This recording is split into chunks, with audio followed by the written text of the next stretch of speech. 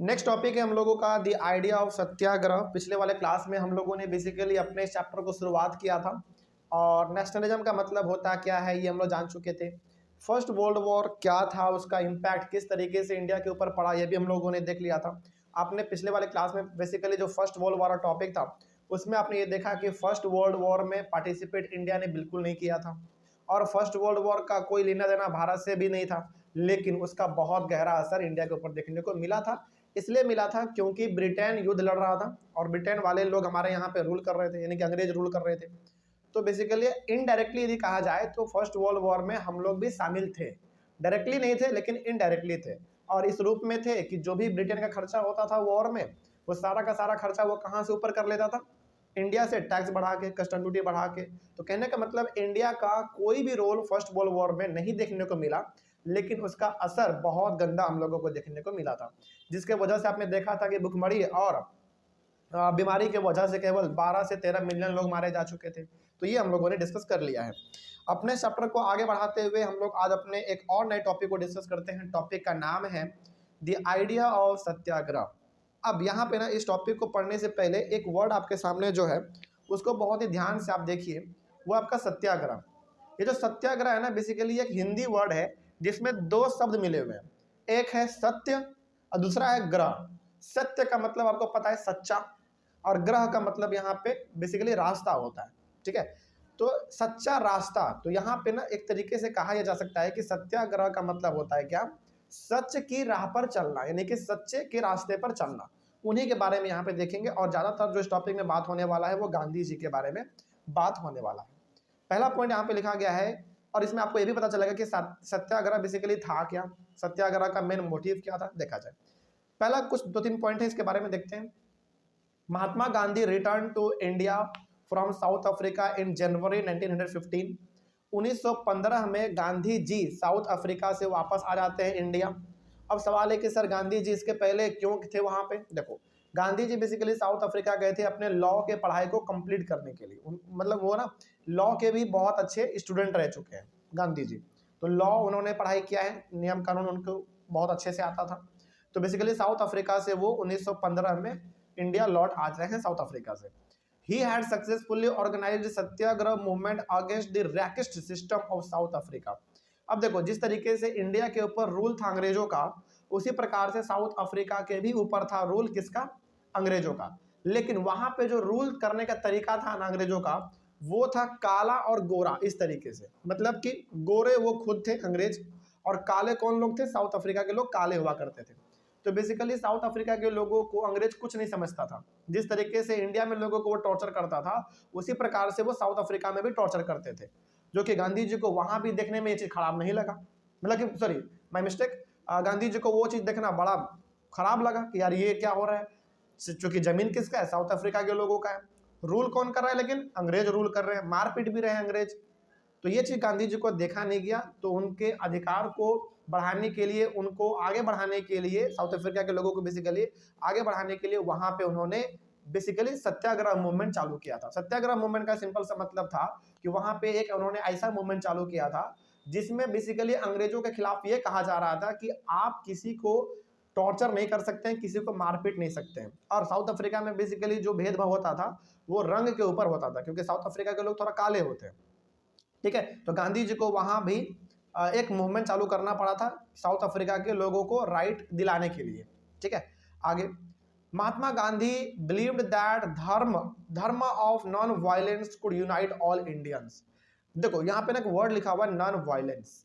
Non violence का simple सा मतलब आप ये समझो कि लड़ाई झगड़ा बिल्कुल भी नहीं करना है।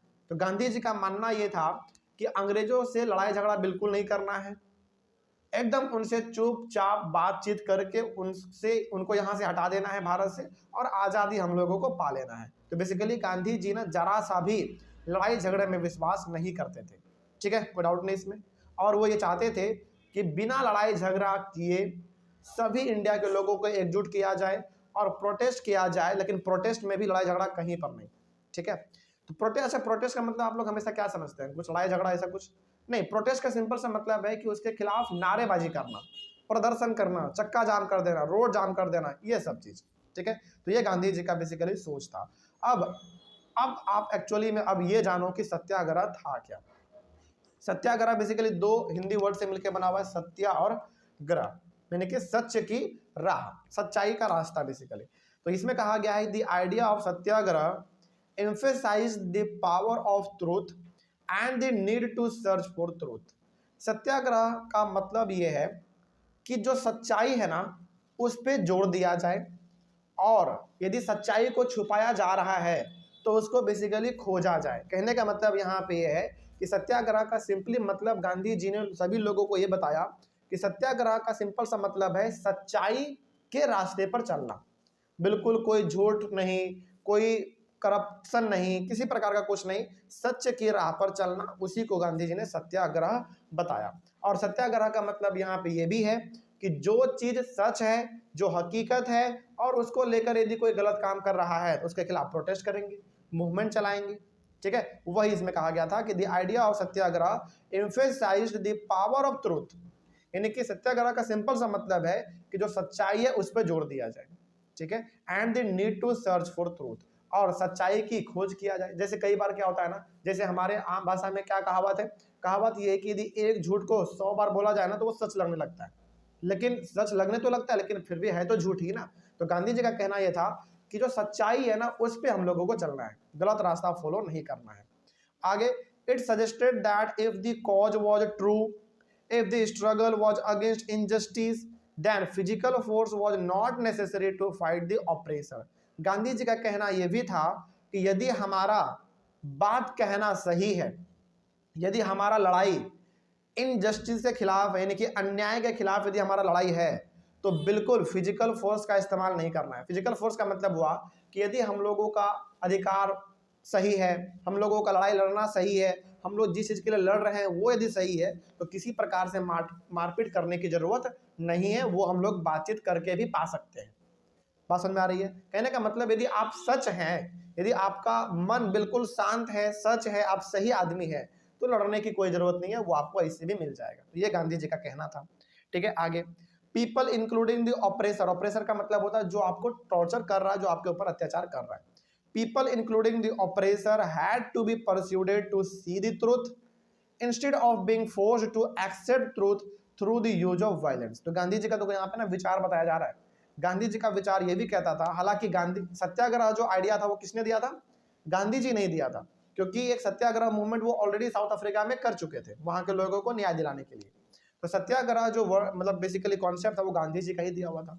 तो गांधी जी का कहने का मतलब ये भी था कि जो ऑपरेसर है, यानी कि जो हम लोगों को टॉर्चर कर रहा है, बताओ यहाँ पे ऑपरेसर के तौर पे कौन? अंग्रेज, है ना, जो इंडिया में कर रहे थे रूल। तो ऑपरेसर को बेसिकली मतलब कि अंग्रेजों को समझाने की जरूरत है कि आप जो कर रहे हो ना ये गलत है, हकीकत कुछ और है।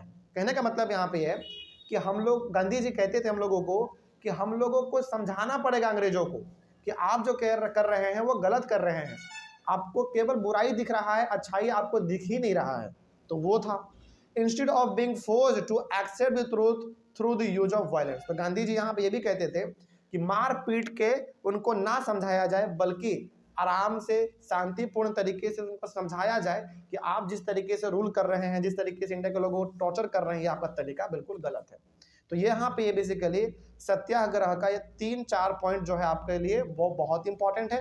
खास करके ये 3 पॉइंट बहुत इंपॉर्टेंट है, तो कभी भी सत्याग्रह के बारे में आ जाए तो आप ये कम से कम 2-3 पॉइंट तो लिख ही सकते हैं। ठीक है, बहुत इंपॉर्टेंट है ये, क्योंकि इसी में आपको पता चल रहा है कि सत्याग्रह का मतलब है क्या। और ये जो कॉन्सेप्ट है सत्याग्रह का, ये किन्होंने दिया हम लोगों को? महात्मा गांधी जी ने दिया था। आगे बढ़ते हैं। अब अभी तुरंत आपने पढ़ा यहाँ पे कि 1915 में गांधी जी साउथ अफ्रीका से वापस आ जाते हैं इंडिया। तो जैसे ही वो वापस आते हैं इंडिया, वैसे ही वो फटाफट 3 जगह पर सत्याग्रह मूवमेंट लॉन्च करते हैं। सत्याग्रह मूवमेंट जब भी हम आपके सामने वर्ड बोलेंगे तो आप समझ जाइएगा, ऐसा मूवमेंट जो कि बेसिकली किस चीज के लिए होगा? सच्चाई के लिए होगा। ठीक है, चलिए। तो Mahatma Gandhi successfully organise satyagraha movement in various places. 1915 में गांधी जी वापस आए, और 1916 में, 17 में और 18 में 3 साल लगातार उन्होंने 3 जगह पर मूवमेंट चलाया अंग्रेजों के खिलाफ, क्योंकि वो गलत काम कर रहे थे। अब क्या था जरा देखते हैं। In 1916 Mahatma Gandhi organised a satyagraha movement in Champaran, जो कि कहां पे? हमारे बिहार में है, याद रखिएगा। तो 1916 में गांधी जी एक सत्याग्रह मूवमेंट लॉन्च करते हैं। कहाँ पे भाई? बिहार के अंदर एक चंपारण हमारा जिला पड़ता है, वहां पे।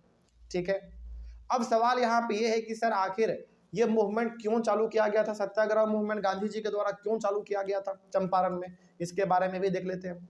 Here peasants were forced by the British government to grow plantation crops like indigo and opium। यहाँ पे ना बेसिकली क्या कंडीशन था आप ये समझो। चंपारण के जो किसान थे ना, उन लोगों को अंग्रेज यानी कि ब्रिटिश गवर्नमेंट फोर्स करता था कि तुम क्या करो, प्लांटेशन करो, मतलब कि इंडिगो उगाओ अपने खेतों में और ओपियम उगाओ। इंडिगो का मतलब पता आपको, नील का खेती होता है, और ओपियम होता है एक नशीला पदार्थ जिसको हम लोग आम भाषा में अफीम कहते हैं। ये बहुत ही नशीला पदार्थ होता है। तो ब्रिटिश कहता था चंपारण के किसानों से कि तुम अपने खेतों में क्या लगाओ, इंडिगो लगाओ, ओपियम लगाओ। अच्छा देखो, यहाँ पे ना बेसिकली ये अंग्रेज फोर्स करते थे किसको? चंपारण के लोगों को। लेकिन किसान इस प्रकार के खेती को करना बिल्कुल भी नहीं चाहता था। क्यों नहीं चाहता था? क्योंकि देखो, ओपियम उगाना, इंडिगो उगाना, इसमें ना समय बहुत लगता है, पहला बात। दूसरा बात, इसमें पैसा बहुत लगता है। और तीसरा बात, इन सभी का खेती करने से ना जमीन पूरी तरीके से बंजर हो जाता है, यानी कि इसमें फर्टिलिटी बहुत ज़्यादा चाहिए होता है, जो कि यदि सारा फर्टिलिटी एक ही बार आपका क्रॉप ले लेगा तो बताओ क्या आपके जमीन में फर्टिलिटी बचा? बिल्कुल नहीं बचा। इसीलिए किसान आमतौर पर इन सारी चीज़ों का खेती करना नहीं चाहते थे। लेकिन अंग्रेज फोर्स करते थे, मारते पीटते थे, लोगों को टॉर्चर करते थे कि नहीं, तुमको ओपियम और इंडिगो अपने खेतों में उगाना ही पड़ेगा। तो ये सब चीज़ गांधी जी से देखा नहीं गया। ठीक है, खैर आगे देखते हैं और क्या हुआ इसमें। Gandhi ji organized a satyagraha movement to inspire the peasants to do struggle against the oppressive plantation system। तो गांधी जी यहाँ पे आते हैं, बहुत सारे चंपारण के लोगों ने गांधी जी के सामने जाकर गुहार लगाया कि हुजूर, हम लोगों को टॉर्चर किया जा रहा है, हम लोगों को मारा पीटा जा रहा है और फोर्स किया जा रहा है इंडिगो और ओपियम उगाने के लिए। तो कृपया करके आप हमारे चंपारण में आइए और अंग्रेजों के खिलाफ एक मूवमेंट चालू कीजिए। अच्छा बताओ, चंपारण के लोग गांधी जी के पास ही क्यों गए अपने सहायता मांगने के लिए? किसी और लीडर के पास क्यों नहीं गए? यहाँ पे सवाल ये भी होना चाहिए था। देखो, इसलिए नहीं गए क्योंकि उस समय पे गांधी जी ना, हालांकि अभी उनको आए हुए मात्र 1 साल भी बढ़िया से नहीं हुआ था। 1915 में आए और 1916 में उन्होंने मूवमेंट चालू कर दिया। लगभग 1 साल का टाइम पीरियड उनको अच्छी तरीके से मिल चुका था। इस 1 साल में ऐसा क्या हुआ कि गांधी जी को इतना ज्यादा पॉपुलैरिटी मिल गया? बताओ। इसमें ना 2-3 कारण आपको बताते हैं। पहला बात, गांधी जी अपने आप में एक बहुत ही शांत स्वभाव के आदमी थे। पहला ये था उनका, बहुत शांत स्वभाव के आदमी थे, पहला ये। दूसरा, लड़ाई झगड़ा में बिल्कुल विश्वास नहीं रखते थे। तीसरा, सबसे इंपॉर्टेंट, उनको बहुत ज्यादा नॉलेज था नियम कानून के बारे में, क्योंकि उन्होंने लॉ का पढ़ाई कर रखा था। तो जब वो पहली बार यहाँ पे साउथ अफ्रीका आए ना 1915 में, मतलब पहली बार नहीं, हालांकि गांधी जी तो इंडिया के थे, कुछ समय के लिए वो साउथ अफ्रीका पढ़ने के लिए गए थे। और जब यहाँ पे वो दोबारा आए ना, तो गांधी जी को लोगों ने तुरंत अपना लीडर मान लिया। गांधी जी को लोगों ने लीडर मान लिया क्योंकि हर गुण गांधी जी में प्रेजेंट था लीडर का। तो वही बात है। तो चंपारण के लोग गांधी जी के पास गए, उन्होंने कहा कि हुजूर, आप हमारे चंपारण में आइए और अंग्रेजों के खिलाफ एक प्रोटेस्ट आप चालू कीजिए। तो उन्होंने क्या किया? सत्याग्रह मूवमेंट यहाँ पे चालू कर दिया। किस लिए किया गया था? To inspire peasants to do struggle against the oppressive plantation system. तो गांधी जी ने यहाँ के किसानों को बताया कि ये आपका लड़ाई है, आपको खुद लड़ना पड़ेगा। क्योंकि देखो, गांधी जी यदि यहाँ पे कुछ सपोर्ट कर देते ना, तो लोगों को ना लगता कि सब कुछ गांधी जी ही कर सकते हैं, हम लोग नहीं कर सकते। तो गांधी जी भी यहाँ पे बहुत महान आदमी थे। उन्होंने कहा ना कि हम आपके लिए काम करना चाहें तो कर सकते हैं, लेकिन हम आपके लिए कब तक लड़ेंगे? आपको अपना लड़ाई खुद लड़ना चाहिए। तो गांधी जी इंस्पायर करके इन लोगों को चले गए वापस, जो कि बहुत अच्छा काम किया उन्होंने। अच्छा, आप खुद सोचो, यदि आपको कोई मदद कर रहा है तो क्या वो आपको हमेशा के लिए मदद करेगा? बिल्कुल नहीं। आपको क्या होना चाहिए? यहाँ पे सेल्फ इंडिपेंडेंट होना चाहिए। तो गांधी जी ने वही बताया यहाँ के लोगों को कि ये आपका लड़ाई है, आपको खुद लड़ना पड़ेगा, लेकिन हाँ, हम आपको थोड़ा सा आगे जरूर बढ़ा देते हैं, फिर बाकी का रास्ता आपको खुद तय करना पड़ेगा। तो बेसिकली यहाँ पे जो अंग्रेज फोर्स करते थे किसानों को, उसके खिलाफ यहाँ के किसानों ने खुद आंदोलन किया। गांधी जी ने सपोर्ट भी किया था। इस तरीके से आप कह सकते हैं कि 1916 में गांधी जी ने सत्याग्रह मूवमेंट कहाँ पे चालू किया था? चंपारण में, जो कि कहाँ पे? बिहार में। आगे बढ़े फिर हम लोग। और यहाँ पे क्यों मूवमेंट चालू किया गया था ये भी आप याद रखिएगा, क्योंकि यहाँ के किसानों को जबरदस्ती ओपियम और इंडिगो उगाने के लिए अंग्रेज बोलते थे, जो कि ये लोग करना नहीं चाहते थे। अब अगला 1917 में क्या हुआ देखो, in 1917 he organised a satyagraha movement in Kheda district of Gujarat. Gujarat में एक डिस्ट्रिक्ट है, यानी कि जिला है, उसका नाम है खेदा, ठीक है। 1917 में गांधी जी ने वहां पे भी एक सत्याग्रह मूवमेंट चालू किया था। अब यहाँ पे क्यों किया गया था, जरा इसके बारे में भी देखा जाए। The peasants of Kheda they are unable to pay the revenue to the British government. यहाँ के जो किसान थे ना, वो किसान अंग्रेजों को रेवेन्यू नहीं दे पा रहे थे। रेवेन्यू मतलब टैक्स नहीं दे पा रहे थे। और आपको जानकर बड़ी हैरानी होगी, हालांकि आपको पता भी होगा कि अंग्रेज उस समय पे हम लोगों से अलग अलग चीज़ों के ऊपर टैक्स लेते थे। जैसे नमक के ऊपर भी लेते थे, आपको इसी चैप्टर में मिलेगा, सॉल्ट मार्च वाला हम लोगों को टॉपिक मिलेगा, पढ़ेंगे हम लोग इसमें। नमक के ऊपर लेते थे, जमीन के ऊपर लेते थे, इनकम टैक्स तो लेते ही थे, और जानवरों के ऊपर भी टैक्स लेते थे। सोचो, तो इन प्रकार के टैक्स अंग्रेज हम लोगों से लिया करते थे। तो बेसिकली किसानों से भी, उनके जमीन के बदले में किसानों से अंग्रेज टैक्स लिया करते थे। लेकिन यहाँ खेदा का जो किसान था ना, वो टैक्स नहीं दे पा रहा था। क्यों नहीं दे पा रहा था? क्योंकि इनका फसल उस साल बहुत ही खराब हुआ था। अब आप खुद सोचो, जिस साल इंसान का फसल खराब हो जाए, क्या वो टैक्स दे पाएगा? बिल्कुल नहीं दे पाएगा। इसीलिए वो लोग नहीं दे पा रहे थे। Peasants demanded that revenue collection should be relaxed. और पीजेंट से डिमांड कर रहे थे ब्रिटिश गवर्नमेंट से कि जो हमारा टैक्स आप ले रहे हैं उसको थोड़ा सा क्या कर दो, रिलैक्स कर दो। रिलैक्स मतलब थोड़ा सा कम कर दो, ठीक है, या फिर एक साल के लिए माफ कर दो, अगले साल दोबारा चुकता कर देंगे, इस प्रकार का। So Gandhi ji organised the satyagraha movement to support the peasants. तो पीजेंट्स के सपोर्ट में गांधी जी ने यहाँ पे एक मूवमेंट चालू किया था कि भैया इसका फसल इस बार खराब हो चुका है, इसका टैक्स इस बार क्या कर दो, माफ कर दो या फिर कम कर दो। तो यहाँ पे गांधी जी ने 1917 में इस चीज के लिए किया था मूवमेंट। हालांकि आपको तीनों डेट याद होना चाहिए, 1916, 17 और 18, कि कहाँ कहाँ पे किया था और किन किन रीजन के वजह से उन्होंने सत्याग्रह मूवमेंट चालू किया था। और ये क्वेश्चन अब बहुत ही हॉट क्वेश्चन है सीबीएसई के लिए, बहुत बार पूछा गया ये क्वेश्चन। आगे बढ़ते हैं। अब 1918 में देखते हैं क्या हुआ। In 1918 he organised a satyagraha movement in Ahmedabad, जो कि ये भी हमारा कहाँ पे है, गुजरात में ही पड़ता है, ठीक है। अहमदाबाद में उन्होंने 1918 में सत्याग्रह मूवमेंट लॉन्च किया था, ठीक है। आगे, अब यहाँ पे क्यों किया गया था, जरा ये भी देखो। Here cotton mill workers received very low wages.